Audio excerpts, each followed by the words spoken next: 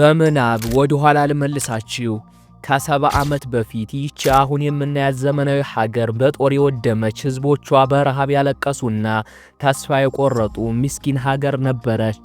ዛሬ ግን ደቡብ ኮሪያ የዓለም የቴክኖሎጂ ማማ፣ የኪነ ጥበብ መፍለቂያና የኢኮኖሚ ጥንካሬ ተምሳሌት ሆናለች።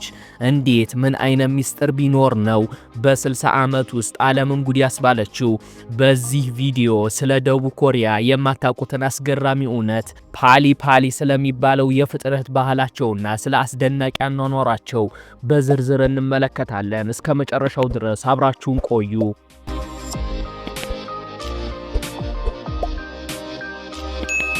ደቡብ ኮሪያን ስናነሳ መጀመሪያ የሚመጣው የሃን ወንዝ ተአምር የሚል ቃል ነው።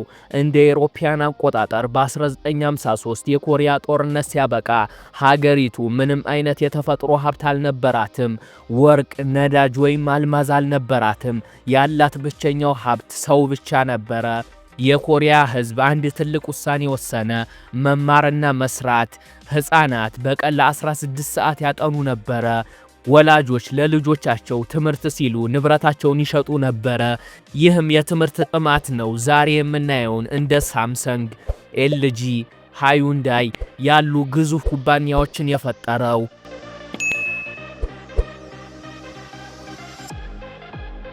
ደቡብ ኮሪያ ውስጥ አንድ ህግ አለ። እሱም ፓሊ ይባላል።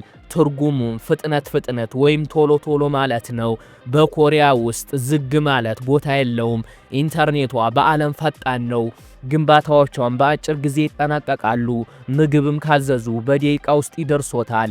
ይህም የፍጥነት ባህል ሀገሪቱን በአጭር ጊዜ ውስጥ እንድትገነባ ቢያደርጋትም በሰዎች ላይ ግን ከፍተኛ ጫና ፈጥሯል።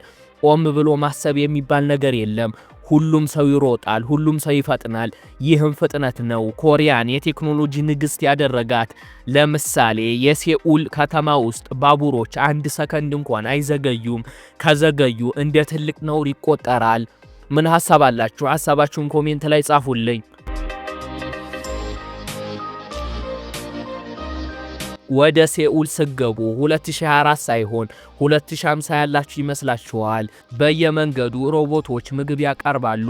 ሰው አልባ ባቡሮችም ይሮጣሉ። በየቦታው ፍጹም ነፃ ዋይፋይ አለ። በሚገርም ፍጥነት የኮሪያ ከተሞች በሌሊት አይተኙም። ናይት ላይፍ በኮሪያ ሌላ ትርጉም አለው። ከሌሊቱ 9 ሰዓት ላይ ሂዳችሁ ቡና መጠጣት፣ መገበያየት ወይም ጂም መስራት ይቻላል። ከተማዋ በደህንነት ካሜራዎች የታጠረች መሆኗ እኩለ ሌሊት ላይ ስልኮ መንገድ ላይ ጥለው ቢሄዱም ተመልሰው ሲመጡ ባለበት ያገኙታል። ይህም የደህንነት ደረጃ በዓለም ላይ ተወዳዳሪ የለውም።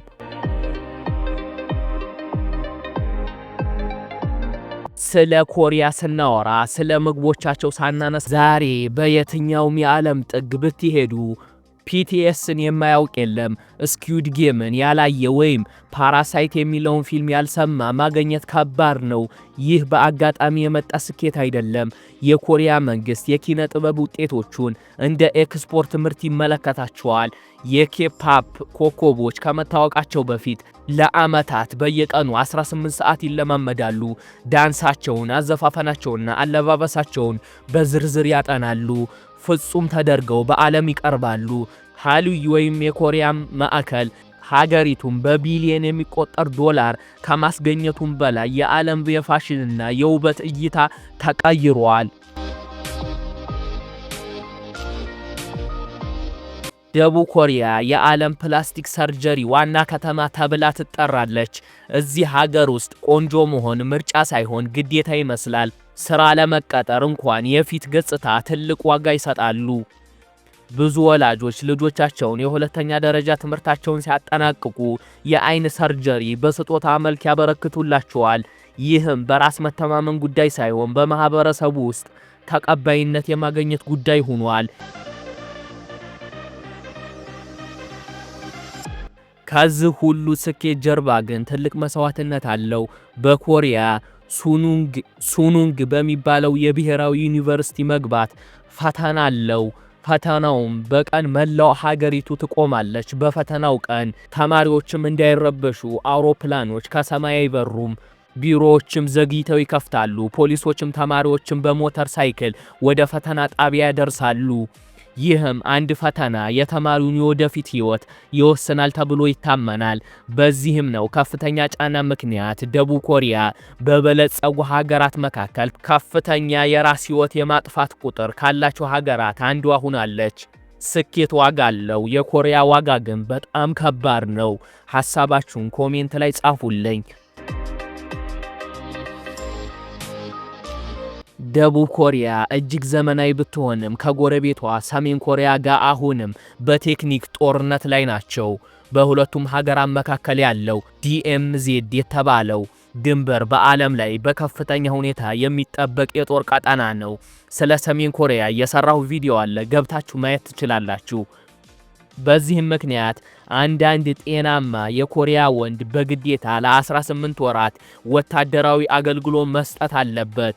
ትልልቅ የኬፓፕ ኮከቦች ወይም ሙዚቀኞች ሳይቀሩ ዝናቸውን ትተው ወደ ጦር ሰራዊት ሲቀላቀሉ ማየት የተለመደ ነው። ይህም በሰላምና በስጋት መካከል የመኖር ጥበብና የኮሪያ ሕዝብ ጥንካሬና ሁልጊዜ ለውጥ ዝግጁ እንዲሆን አድርጎታል። ደቡብ ኮሪያ ተቃራኒዎች የሚገኙባት ሀገር ናት። ጥንታዊ ቤተ መንግስቶችና ከዘመናዊ ሰማይ ጠቀስ ህንፃዎች ጎን ይቆማሉ። የፓሊ ፍጥነት፣ ከፍተኛ የባህል ስርዓትና ሀገሪቱ ከድህነት ወለል ተነስታ ዓለምን እንድትገዛ ያደረጋ ሚስጥር አንዱ ነው። ለተሻለ ህይወት ያለመታከት መጣር።